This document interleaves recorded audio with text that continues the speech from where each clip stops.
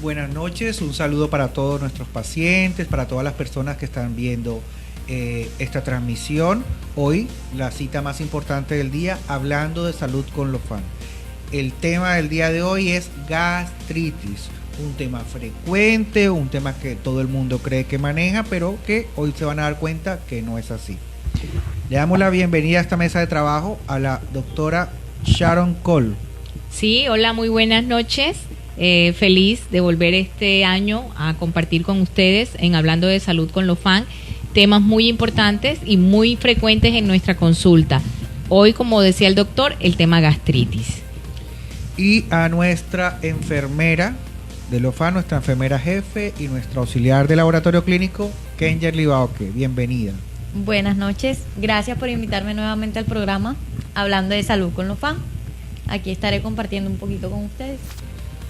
El tema de hoy, gastritis, se escoge basado en el registro individual de prestación de servicios de nosotros que se llama RIPS, en el cual nosotros podemos ver y observar y analizar la estadística de nuestra consulta, y por eso se escoge gastritis. Sí, a nuestros televidentes le decimos que nos pueden enviar preguntas a nuestro WhatsApp al 300-676-4648. Nos pueden escribir acá directo en la página Lofan Medical Centri, o también por Instagram tenemos nuestra red Lofan Medical Centri. La mayoría de los colombianos acuden al médico por alguna molestia gástrica, ¿sí?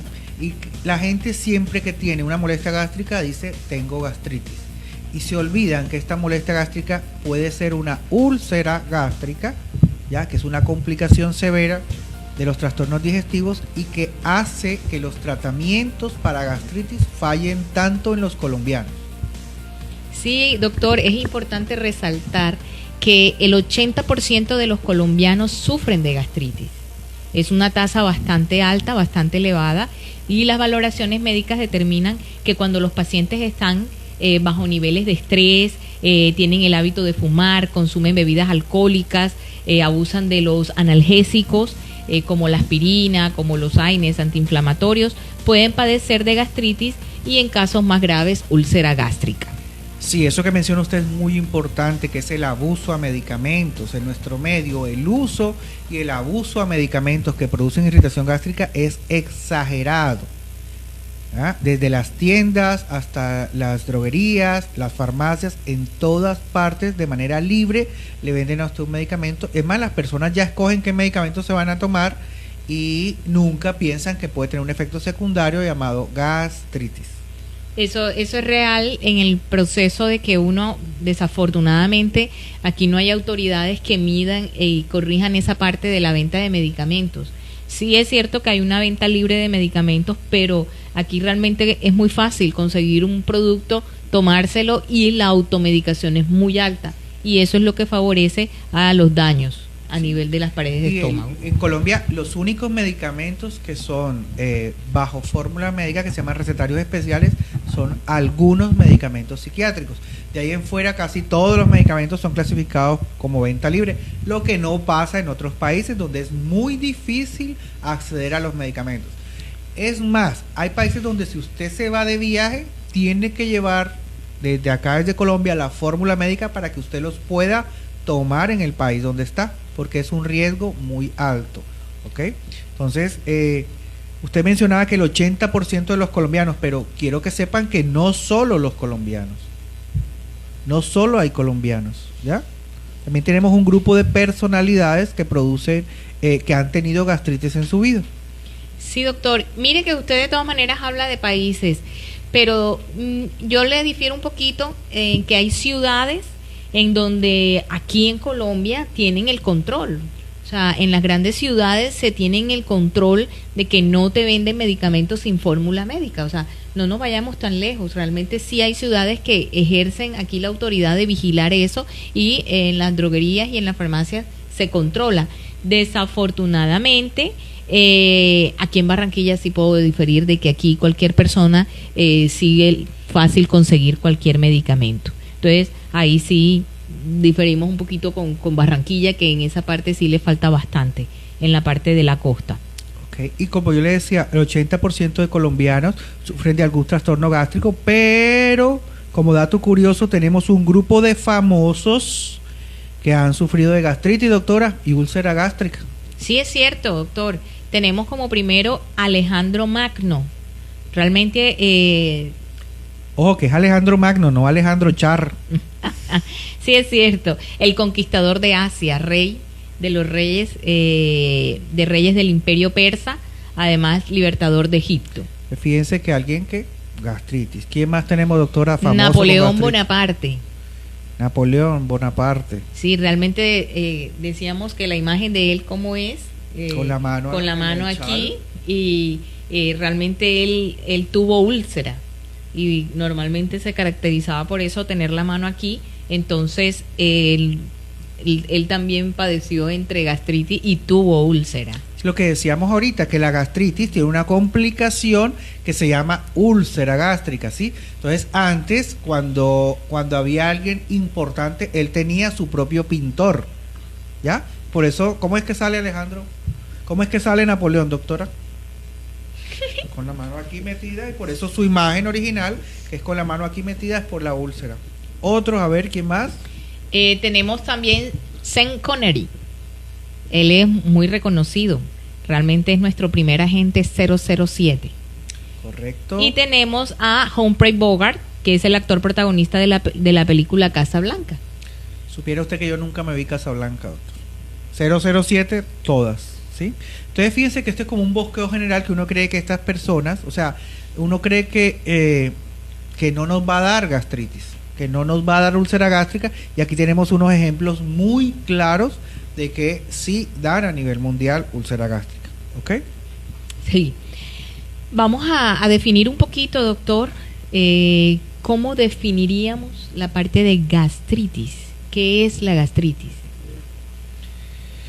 Miren, la gastritis es la hinchazón de las paredes del estómago, ¿ya? Es la hinchazón de las paredes del estómago. Y esta hinchazón puede producir o produce un tipo de dolor característico, que es el que ustedes conocen como ardor, ¿ok?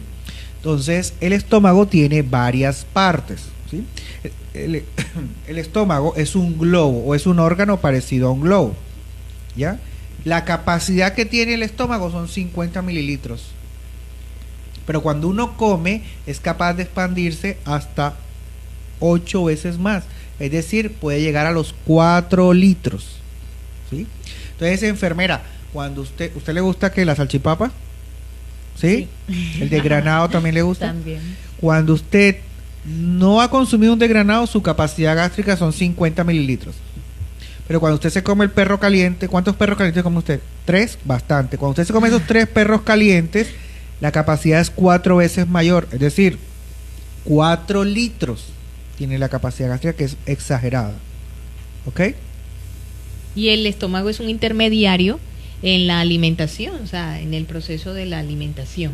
Entonces él está en la parte del proceso digestivo. Sí, igual cuando uno dice, el estómago tiene muchas partes. Anatómicamente el estómago tiene muchas partes, pero podemos destacar el cardias, el fondo, el cuerpo y el antro. Y cualquiera de estas áreas puede tener puede presentar una inflamación llamada gastritis, y en cualquiera de estas áreas se puede dar una úlcera gástrica, que es una complicación severa de las gastritis, ¿ya? Por eso al principio decíamos, es que los colombianos, tengo gastritis y no mejoro, y resulta que la persona lo que tiene es una úlcera gástrica.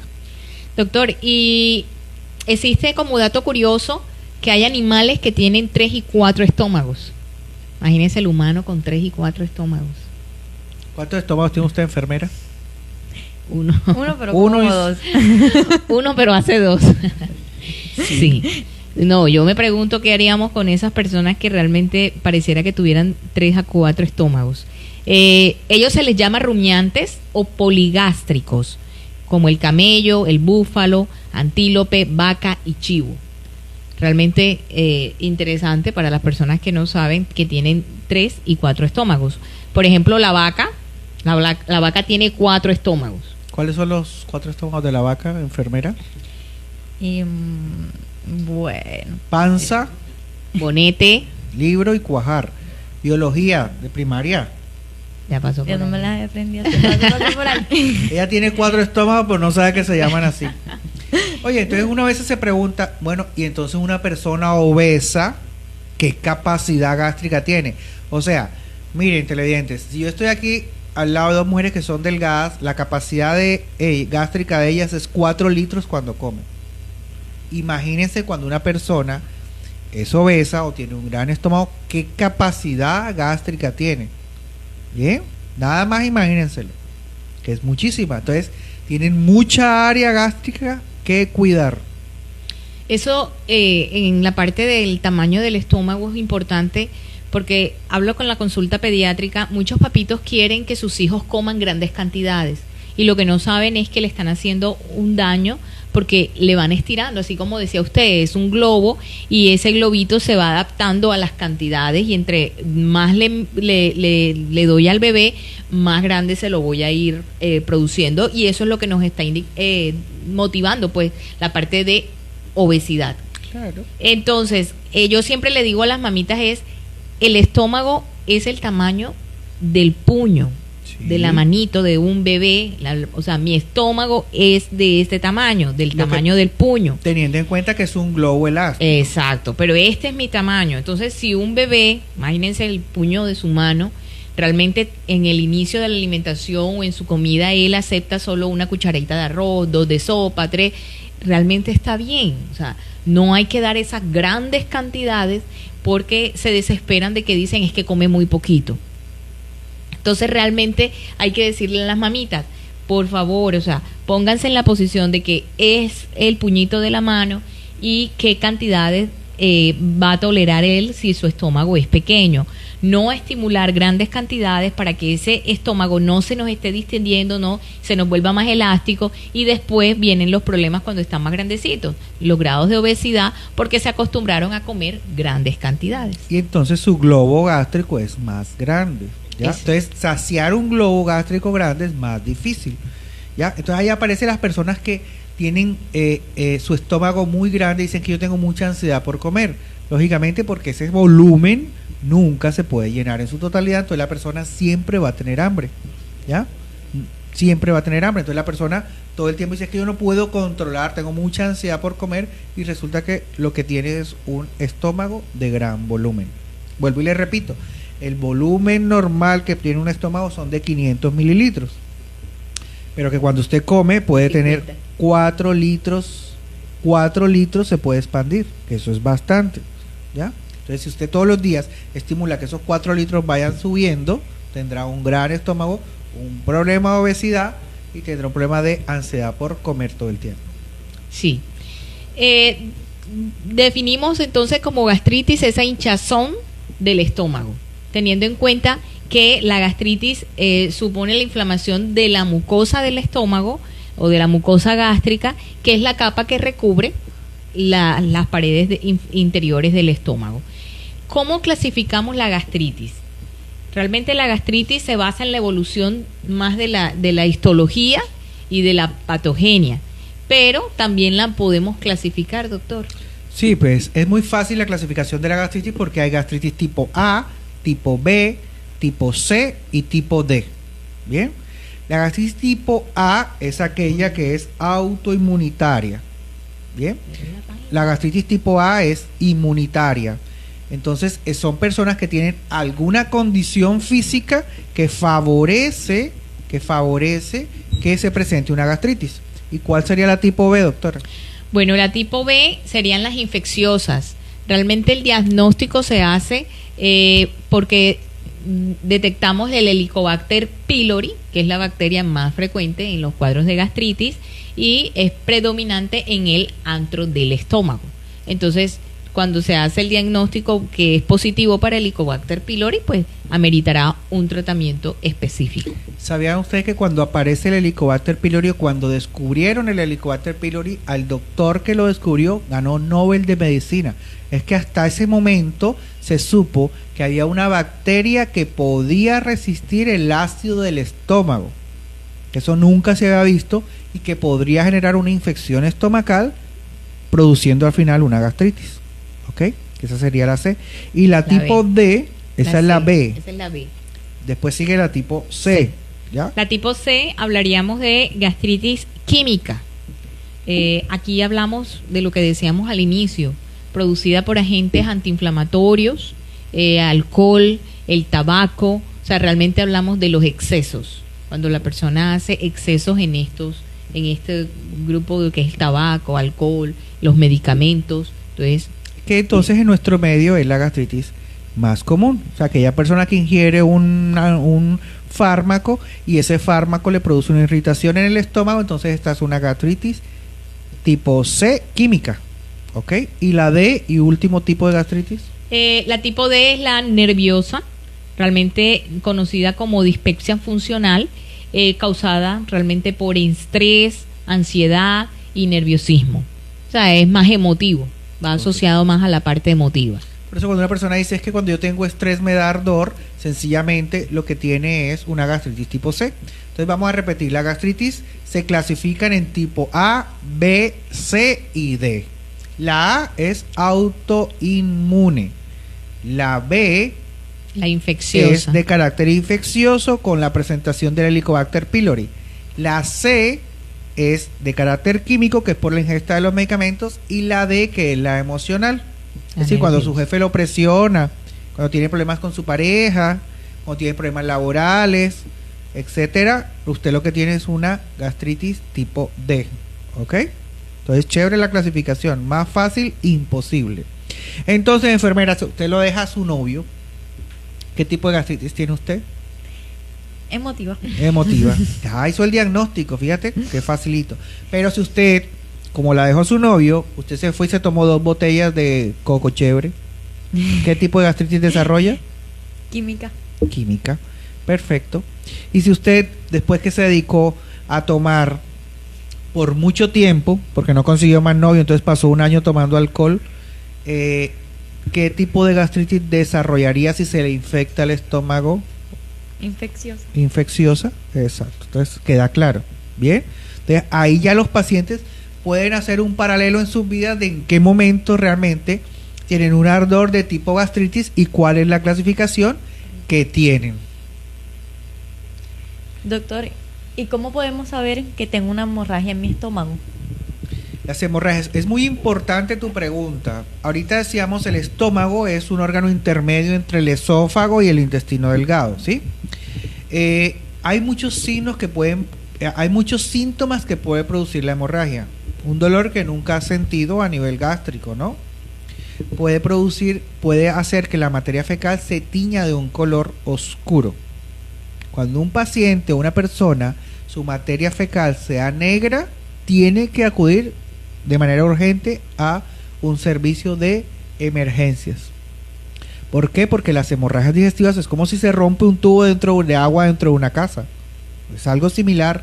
O sea, se produce un sangrado continuo y ese sangrado, la sangre se descompone y vuelve la materia fecal negra. O sea, eso es una urgencia vital médica. Sí, hay que decirle de pronto a nuestros pacientes por qué el color negro, doctor. Porque normalmente esperarían que, o se alertarían decir, es que debe ser roja. Y hay que decir, se coloca negro porque es sangre digerida. Claro, el ácido clorhídrico del estómago transforma la sangre y eso hace que prácticamente es sangre digerida, como si fuera un alimento.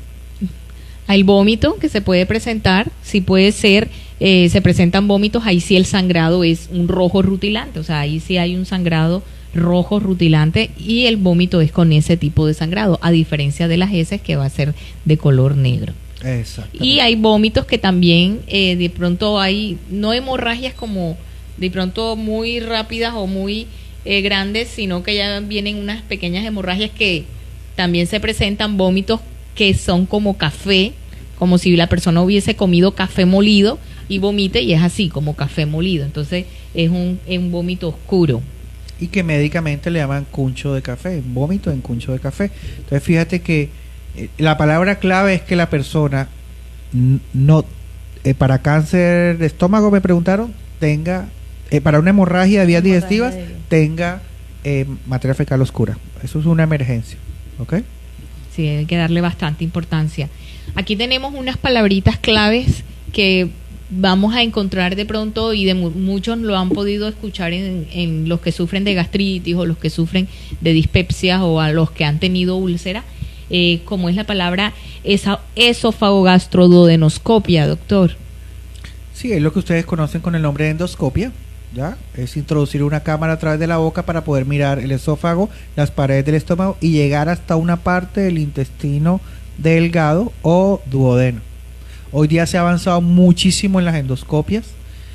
Hoy día se hacen bajo sedación. Mire, hace un tiempo no tan lejano, una persona tenía que, la endoscopia se hacía sin sedación.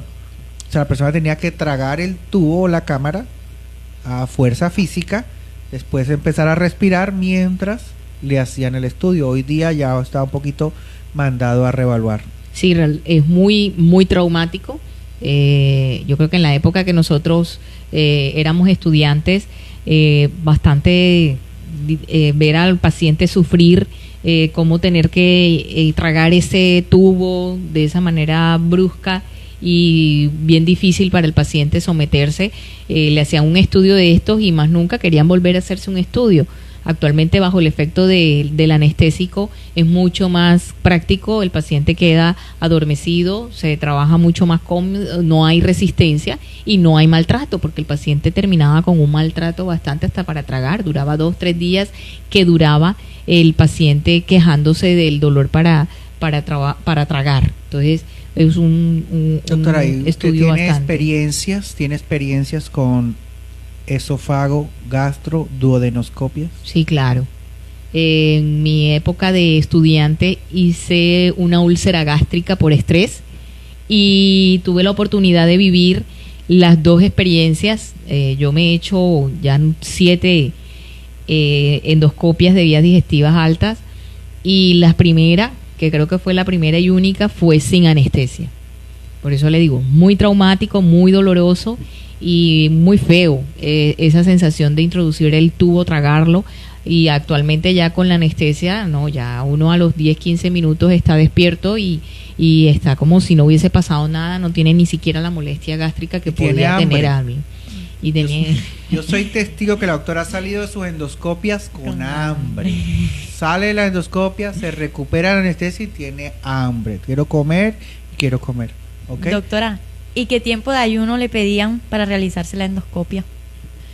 Todavía se trabaja mucho la parte de ayuno para tener muy buenos resultados, no encontrar residuos a nivel del estómago y poder visualizar bien las paredes del estómago. El ayuno para los alimentos sólidos debe ser de 8 horas. O sea, el paciente mínimo tiene que tener 8 horas de no haber consumido alimentos sólidos y 6 horas de no haber consumido alimentos líquidos. O sea, realmente no debe haber consumido lácteos. Y digamos que para que el proceso sea muy preciso, muy completo, se necesita que el estómago esté vacío, esté limpio, eso lo puedo de pronto decir en la experiencia. A veces los turnos o los procesos tenían que esperar mucho tiempo y el paciente está en ayuna, pero trague saliva, y cuando le tocaba su turno era muy difícil visualizar las paredes porque había mucha salivación, entonces tocaba enjuagar el estómago, aspirar, o sea, demora mucho más los procesos, y la idea es que sea, por ser un procedimiento invasivo, un poquito más rápido, visualizar todo, hacer diagnóstico y salir. Entonces sí, se considera que debe ser el ayuno de 6 horas líquidos, 8 para alimentos sólidos. Y perfecto. Ahora, existen causas en nuestro medio, miren, Barranquilla, Costa, existen 3 grupos de causas de gastritis que están muy bien estudiadas. Bien, el primer grupo son las causas más comunes, son los medicamentos. En nuestro medio, el consumo de medicamentos, que ya tocamos al principio, los medicamentos, bien. Y el segundo, el alcohol en nuestro medio. Bien, fíjense que tenemos 1, que es el consumo de los medicamentos, y 2, el consumo de alcohol, porque la bacteria Helicobacter pylori, de la cual estábamos hablando, queda en el tercer grupo. de las causas más comunes, ¿ok? En los adultos mayores es muy frecuente esta parte de la gastritis por el ácido acetil salicílico.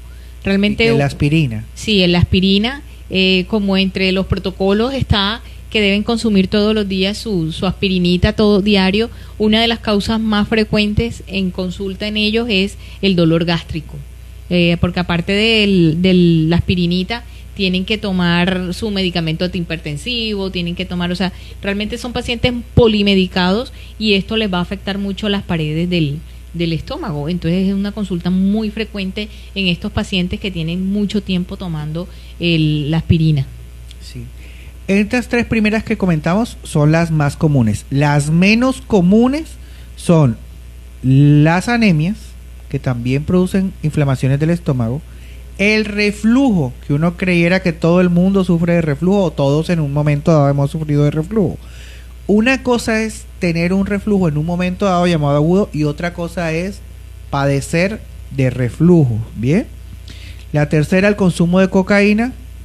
El estrés extremo, fíjense que no es tan común que produzca gastritis. Las personas que andan tan estresadas no es tan común. Y las infecciones virales por el herpes virus son otra causa de producir gastritis.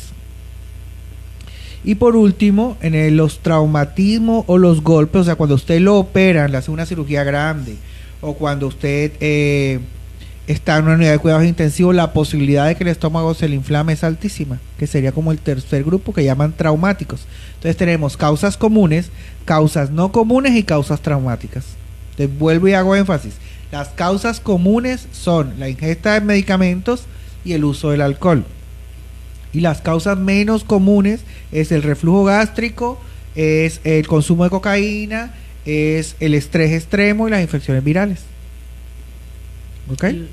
Y el último, los traumatismos. Los traumas, todas las personas que hoy día vayamos a una hospitalización, a una urgencia, vamos a sufrir de gastritis. Es más, yo creo que la gente le está dando gastritis nada más con estar llamando a pedir una cita médica. Ya aquí en nuestro medio les está dando gastritis estar llamando porque el sistema está realmente colapsado, ¿no? Entonces es más o menos eso. Sí. Importante, vamos a resaltar los síntomas más frecuentes en esta patología, que es importante que el paciente lo tenga en cuenta. Cuando sé que tengo una gastritis, realmente es un dolor abdominal ubicado en la parte superior. O sea, ubicado en la parte superior, se puede extender hacia el lado izquierdo porque el estómago tiene una forma de bota y coge hacia el lado izquierdo, entonces uno puede sentir el dolor en la parte superior que coge hacia el lado izquierdo. Y va asociado, puede estar con una sensación de calor, una sensación de ardor, puede tener pérdida de apetito, en ocasiones puede tener náuseas y puede tener vómito. Sí, doctora, en mi consulta la causa más común es que la gente tenga ardor. Tengo ardor en la boca del estómago, tengo náusea o vómito y tengo malestar general. O sea, ese es como el signo cardinal. Pero me sirve para aclarar una cosa. Miren, médicamente el ardor abdominal se llama epigastralgia, ¿sí? No gastritis. La gastritis es un diagnóstico clínico que se hace por endoscopia. O sea, mientras no se demuestre que usted tiene gastritis por una endoscopia, es decir, introducir una cámara al estómago, no se puede hacer ese diagnóstico. Hasta ahí usted tendrá es una epigastralgia. Entonces, qué chévere que sería que los pacientes vinieran y dijeran, doctor, es que vengo porque tengo epigastralgia. A nosotros no nos llegan así. A nosotros nos dicen, es que tengo gastritis. Y Dios lo quiera, llegan con hemorragias de vías digestivas, que son severas, que son, ya les dije que son urgencias médicas. Y fíjense que hay un dato curioso y es que la úlcera, corríjame doctora si estoy equivocado, no produce ardor, produce un tipo de dolor diferente de mucha mayor intensidad. Sí, en el caso mío personal le puedo decir que jamás tuve síntomas de gastritis. Yo realmente cuando me hacen el diagnóstico es bastante complicado hacérmelo porque no tenía antecedentes ni de epigastralgias, ni de dolores a nivel de boca-estómago, ni ardor, ni molestias digestivas. Y comenzó un día cualquiera, un dolor de inicio súbito, o sea, de un momento a otro un dolor muy fuerte y un dolor que puedo decir que duró 8 días sin desaparecer, porque duraron 8 días para poder hacerme el diagnóstico. Entonces realmente es un dolor intenso, es un dolor que no te permite comer absolutamente nada, ni siquiera tomar agua. Sí, fíjense ustedes, y eso nos permite enseguida decir cuáles son las complicaciones de la gastritis, ¿ya? Y yo quiero que a nuestros pacientes les quede claro que esto que llamamos gastritis, que es inflamación del estómago, tiene 3 complicaciones difíciles todas de manejar. ¿Cuál sería la primera, doctora? La primera complicación, la úlcera gástrica, que es una lesión de la mucosa que se forma como un cráter, o sea, es un huequito que se abre en la pared del estómago con, digamos, nula o no hay una cicatrización en esa zona. Entonces, esa es la primera complicación, que produce un dolor abdominal súbito y fuerte. Y fíjese usted que ahorita que hablábamos que el estómago tiene esa capacidad de expandirse tanto, imagínese cuando hay una úlcera.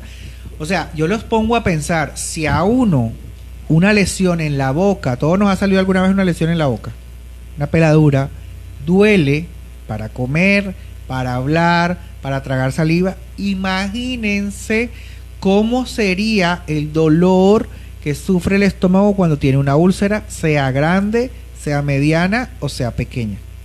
¿Sí? Entonces eso hay como que tenerlo en cuenta y recordar que las complicaciones de la gastritis es la úlcera gástrica.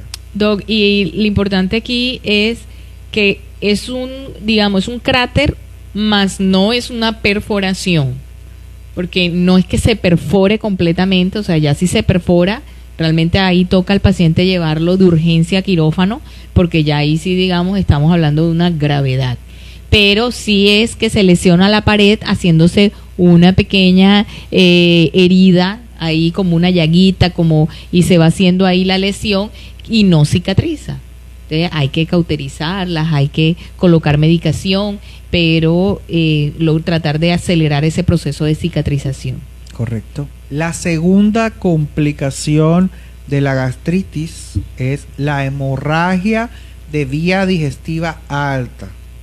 Es decir, aquella hemorragia que se presenta en el estómago. Sí, la hemorragia de vías digestivas altas es todo sangrado que se va a presentar en el tubo digestivo, ya desde el esófago, entre el esófago y el estómago.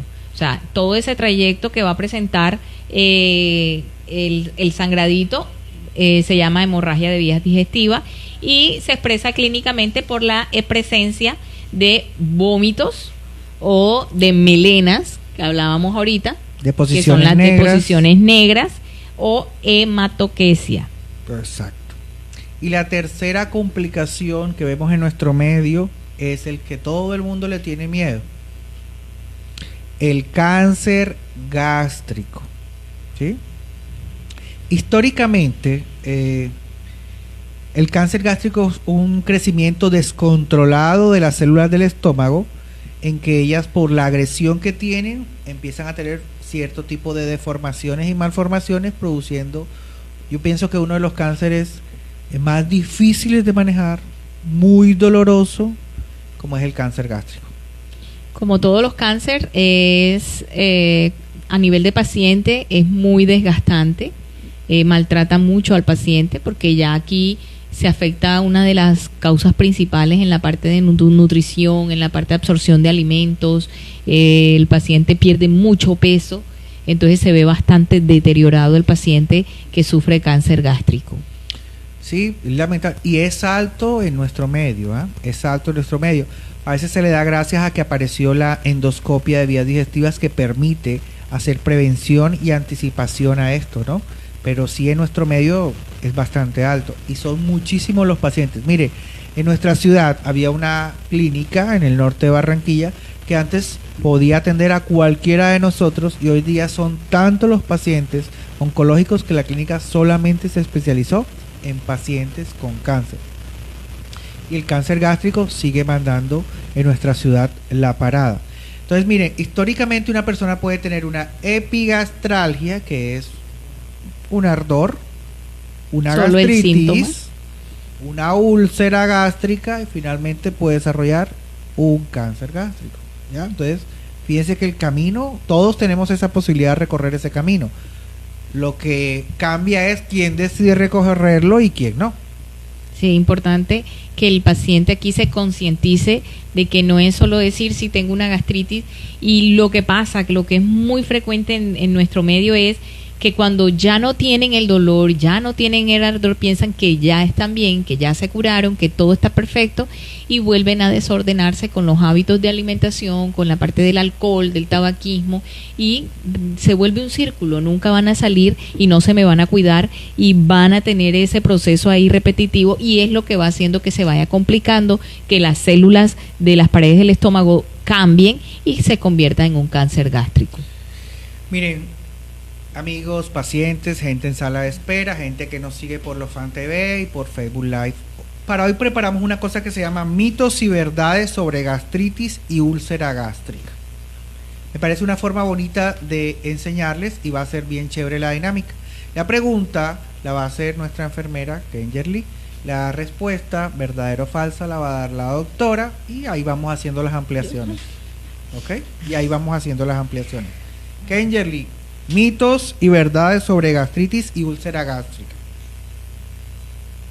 La primera pregunta. ¿La gastritis y la úlcera son la puerta de entrada al cáncer de estómago? Verdadero. Ambas comprometen las paredes del estómago, ¿no? Tanto la úlcera como la gastritis comprometen eso, pero hay que sumarle un factor que es la presencia del Helicobacter pylori, una bacteria que puede causarnos cáncer gástrico a los humanos. Bien, entonces la respuesta, como dijo la doctora, verdadero. Y cabe resaltar que el tratamiento para el Helicobacter pylori es un tratamiento agresivo, es un tratamiento que hay que colocarlo, que hay que el paciente hacérselo bien juicioso para poder erradicar esta bacteria y que disminuyamos el riesgo a futuro de un cáncer de estómago. La segunda pregunta. ¿Hay predisposición genética para sufrirlo?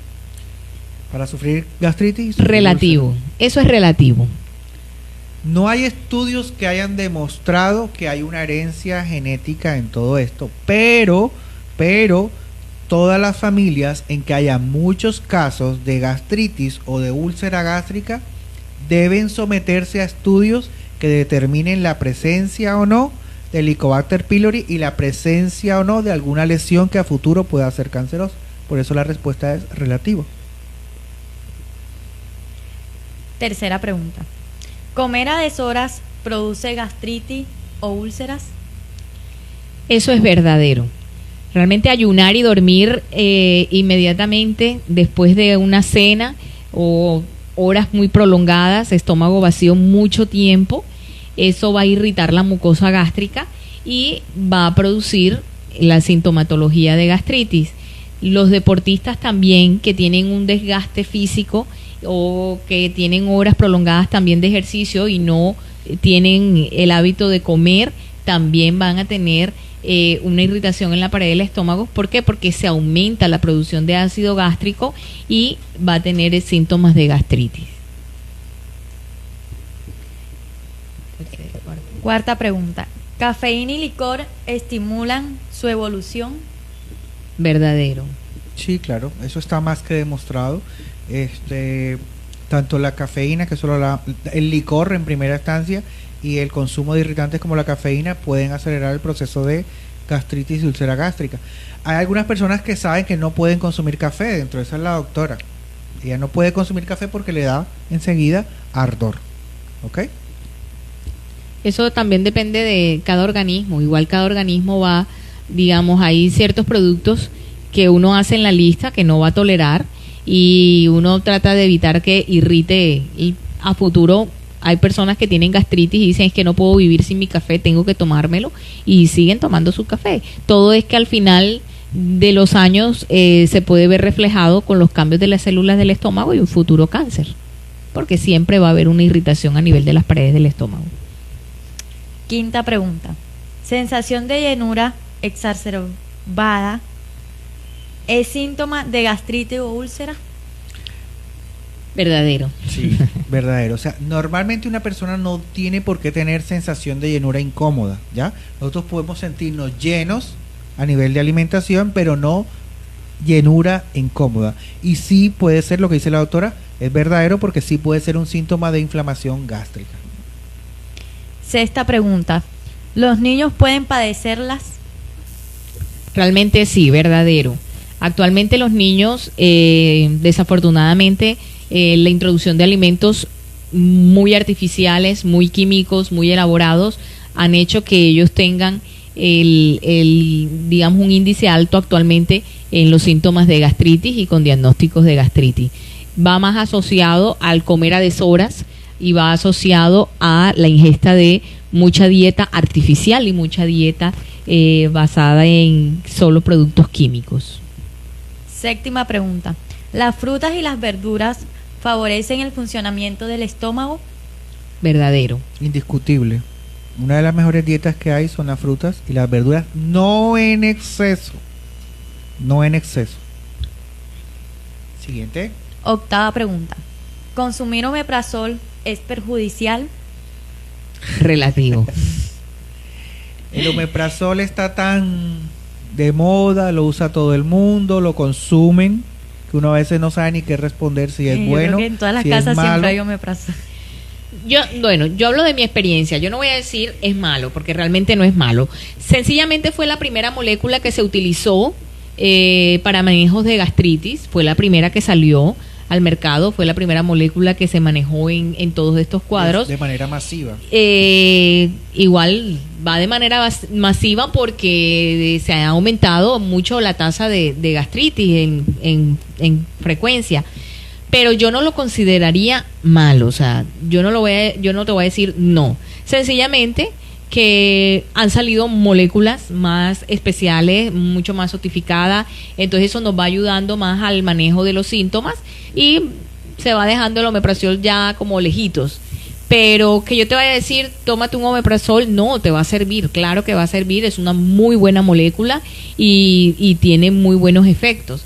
Desafortunadamente también queremos que cualquier molestia queremos tomar omeprazol y es ahí donde no debemos hacerlo. O sea, no es que por cualquier cosa voy a tomar omeprazol, no, tiene su indicación y hay que respetarle esa indicación. Pero está demostrado que el omeprazol a largo plazo produce 1, osteoporosis, 2, trastornos o daños renales y 3, pérdida de memoria.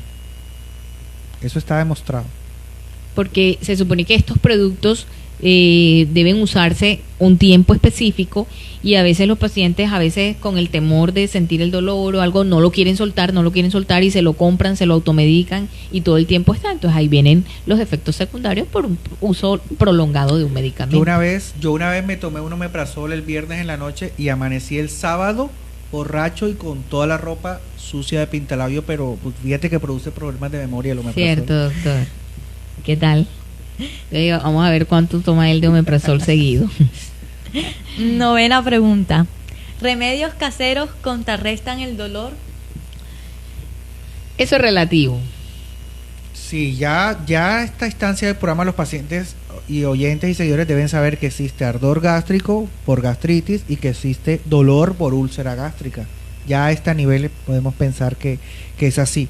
Entonces, a veces yo pienso que todas estas cosas naturales que utilizamos en casa, llamemos remedios caseros o no, lo que causan es que aplazan más el diagnóstico. O sea, me tomé el producto natural, me sentí mejor hoy, pero sencillamente lo que está es aplazando el diagnóstico.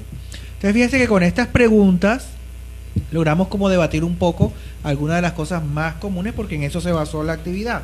Ya hacer 9 preguntas y mitos sobre úlcera gástrica y gastritis. Bueno, doctor, pero ¿qué remedios caseros le podemos recomendar a los oyentes que sean buenos para la gastritis? Doctora. Agüita de merenguango. No, mira que a veces muchos decimos no consumas limón, no, el paciente puede consumir agüita de limón. Una vez que el estómago, el paciente toma agua de limón, detecta el ácido del limón y deja de producir jugos gástricos. Y esto va a hacer que provoque dolor el dolor del estómago, digamos, vaya disminuyendo, ¿no? Sí. Entonces se va a ver reflejado en una mejoría. El ácido del limón se convierte alcalino y ayuda a cicatrizar, porque es que la vitamina C es una propiedad que tiene este producto y ayuda a cicatrizar. Entonces la vitamina C cicatriza la lesión. Entonces realmente disminuimos la producción de ácido gástrico y a la vez vamos a favorecer la cicatrización de las lesiones. Me parece supremamente interesante lo que usted ha dicho, porque el limón está vetado en las personas que tienen gastritis, y fíjense que no es así. Pero hago aclaración, no en ayunas. O sea, sí, claro. No en ayunas, porque los cítricos en ayunas, bueno, apenas el estómago va a empezar, entonces ahí sí hay que trabajar, no en ayunas. La papa cruda, oiga, a mí me dieron buena papa cruda. Me la rayaban en el juguito de la papa cruda. Tiene efectos a nivel de cicatrización. El agua de coco, que también nos va a ayudar mucho, las linasas y el jengibre. Uno de los productos que se trabaja mucho, la parte del jengibre, de manera significativa, para trabajar también en la parte de la bacteria del Helicobacter pylori. Entonces fíjese que ha sido supremamente interesante tu pregunta y excelentes sus respuestas. Yo creería que debemos hablar un poquito de las recomendaciones que le debemos dar a los pacientes que tienen gastritis. Estos pacientes deben tener una dieta, porque realmente no es decir toma solo el medicamento, no. El paciente debe tener ciertos productos que debe tener claro que debe consumir y que no debe consumir. Y eso es, digamos, el 90% de la mejoría del paciente, porque los medicamentos te van a ayudar a controlar dolor, a controlar ardor, el vómito, la náusea, pero si yo no mejoro estos hábitos de alimentación, no va a desaparecer la gastritis. Y usted lo tiene claro, o sea, a veces nosotros creemos que porque todos comemos lo mismo, ¿ya? Por ejemplo, voy a ponerles un ejemplo. En la costa, en Barranquilla, en la playa, en Adelita, se come yuca. Como usted la quiera, pero se come yuca. Y creemos que como todo el mundo come yuca, todo el mundo nos cae bien. Resulta que hay personas a las cuales la yuca le cae mal. Le puede dar ardor gástrico, le puede dar reflujo. Entonces, ajá. ¿Ok? ¿Alguna pregunta, Kengel? Bueno, y de pronto, ¿qué frutas son buenas que les podamos recomendar a los pacientes que sufren de gastritis? La discusión con las frutas ha sido amplia, pero médicamente hubo un listado, doctor, usted sabrá mejor que yo, hubo un listado que determinaron que son las que le caen a uno bien. Sí, la pera cocida o en puré, se recomienda bastante la pera. El durazno, la papaya ayuda muchísimo, porque la papaya tiene unas propiedades a nivel de desinflamatorio, la manzana, el coco y el banano. O sea, realmente son los productos que se recomiendan en la parte de gástrica. Y diríamos más bien ahora que no se debe comer con la gastritis. ¿Qué no se debe comer? ¿Qué no se debe consumir? ¿Qué no se debe consumir? ¿Por qué? Porque es que desafortunadamente, y ahí sí vamos los papitos ahí agarraditos de la mano, en la familia se ha tratado de que las cosas sean lo más fácil posible, factor tiempo, rapidez para que el niño coma, y nos basamos mucho en la dieta artificial. Entonces las personas no deben comer embutidos, nada de salchicha, mortadela, salchichón, chorizo, butifarra. No deberían comer comidas rápidas, porque son muy grasosas, muy copiosas, lo que es la salchipapa, lo que es el perro caliente, la hamburguesa. En niños. Estamos hablando de niños. Lo que no se debe comer en la gastritis, en general, porque okay, tanto niños como adultos entramos en ese grupo, que no deberían comer. No se debería comer productos de color negro. Hablamos del café, del chocolate, las gaseosas, ni bebidas como de color negro, ninguna. Ningún producto, agua con gas, aguas con saborizantes, no deberían nada que tenga químico, jugos de cajita, jugos de botella, salsas como mayonesa, mostaza, tártara, la mantequilla, la margarina y los condimentos, o sea, no deberían comer condimentados. Doctora, usted ahora que dijo el agua con gas, yo tuve una experiencia propia en donde yo consumí agua con gas y el agua me dio un gran ardor, muchísimo ardor gástrico, ¿ya? O sea, me generó una gastritis. Agua con gas, ¿ok? Entonces, eso realmente hay que quitarlo de la dieta. Hay que tratar en lo posible de que los alimentos sean lo más natural posible. Nos hemos acostumbrado a que la dieta, si no lleva el color de la salsa de tomate, no es una pasta rica. No, uno puede hacer pastas sin necesidad de... hablamos de tener una salsa de tomate. Tenemos muchos productos, tomate, el pimentón, tenemos el ajito, y que va a darle sabor a las pastas y va a ser muy rico sin necesidad de tener el colorante que realmente todo es a nivel de ojo. Yo aprendí a comer pastas blancas, es que uno se acostumbra a la salsa de tomate, y aprendí a comer pastas blancas y la que viene en botella es más sabrosa. La salsa de tomate. Al doctor lo enseñaron a comer pasta blanca, porque a mí me dijeron. No, es que realmente no, y uno aprende a tener una dieta sin necesidad de esos productos y queda muy deliciosa. O sea, realmente sí se puede comer sano, se puede comer como en la época de antes, que por eso de antes uno se sufría de esto, ni se padecía de esto. Ya las gastritis de antes eran más por alcohol, no por alcohol y tabaco. Alcohol y tabaco, y no por la parte de la dieta ni de la alimentación. Fíjese usted que yo tuve una paciente hoy y ella ya me decía, ya era una señora adulta mayor y me empezó a hablar de orgánicos. Es que yo trato de comer alimentos orgánicos, o sea, quizá la generación nueva es la que habla de productos orgánicos, pero fíjense que ya estamos llegando a adultos mayores que manejan el tema muy bien de orgánicos. Bueno, y estamos hablando de lo que no pueden comer, pero ¿qué le recomendamos a los pacientes o qué pueden comer si sufren de gastritis? Bueno, lo que no nombramos, la dieta debe ser sana a nivel proteico. El pollo, puede comer pescado, puede comer cerdo, pero hablamos de pulpa de cerdo. Evitamos carnes rojas de noche, pero él puede desayunar con biste de carne o almorzar, pero no comer carnes rojas de noche, porque realmente la carne roja es de muy difícil digestión. Entonces evitamos carnes rojas de noche, pero de mediodía o de mañana se puede comer su carne normal. Puede comer los tubérculos, papa, ñame, el guineo verde cocido, el arroz, puede comer su arroz sin ningún problema. El pan blanco también puede comerlo, las verduras cocidas y sin piel, de pronto lo que es el tomate, quitarle la piel. No tenemos una enzima que degrade el tomate, entonces ni las personas 100% sanas tenemos la enzima que degrada el tomate, entonces debemos evitar que el estómago se esfuerce mucho para poder degradar el tomate. Entonces quitarle la piel del tomate, quitarle la piel a las verduras que tengan piel, se le puede quitar y esto nos va a ayudar. Pueden comer su huevo, la clara de huevo sin ningún problema. Los productos lácteos, después que sean deslactosados, no va a tener ningún problema de tolerancia y también los va a poder consumir.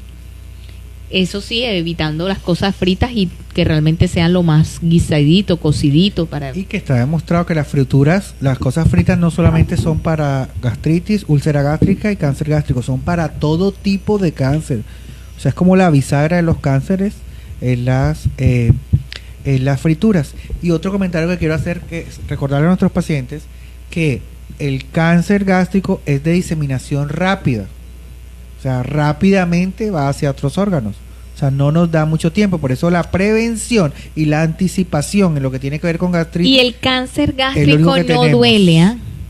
No duele, o sea, realmente cuando ya el paciente tiene síntomas está muy avanzado. Correcto. ¿Por qué? Porque, como dice usted, él es de diseminación muy rápida y no duele. Entonces el paciente va a decir, pero es que nunca sintió nada, y ya cuando manifestó ya está muy avanzado.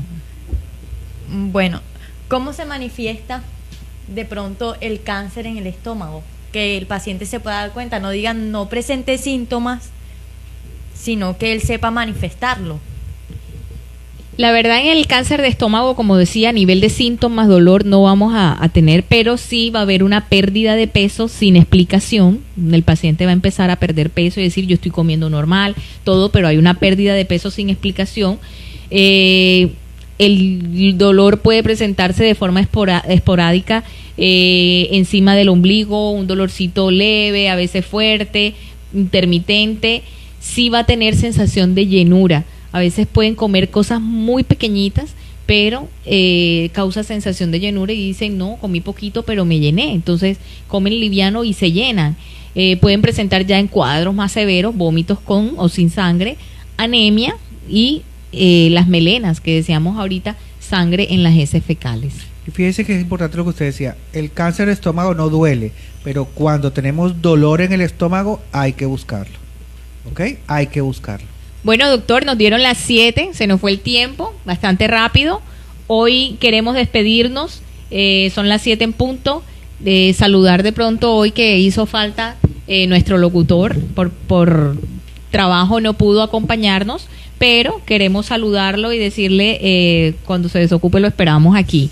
Gracias por acompañarnos, gracias, espero que hayan tenido respuestas a sus preguntas y que haya sido muy agradable para ustedes este tema. Sí, y recuerden que siempre vamos a estar acá en la cita más importante del día, hablando de salud con los fans, los días lunes, y cuando es festivo serán los días martes, ¿ok? También quiero decirle que cualquier pregunta que si usted ve el programa lo ve en otro momento, háganos la pregunta a través de Facebook Live que nosotros le daremos respuesta. Sí, nos pueden también escribir al WhatsApp 300-676-4648 o escribirnos en las redes por Instagram o por Facebook, Lofan Medical Center. Nos despedimos. Adiós.